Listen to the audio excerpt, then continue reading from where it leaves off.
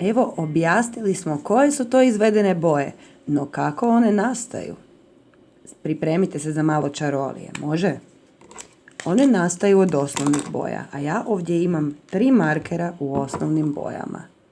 Plava, žuta i crvena. Krenut ću od žute. Pogledajte, osnovna boja žuta, zatim crvena i zadnja nam je plava. A što se događa, djeco, da ja pomiješam malo te osnovne boje? Žutoj ću dodati crvenu.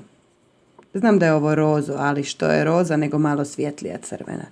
Žutoj dodajem crvenu i nastaje mi narančasta.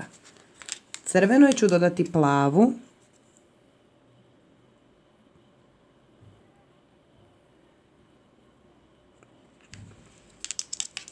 Koja boja nastaje miješanjem crvene i plave? Ljubičasta.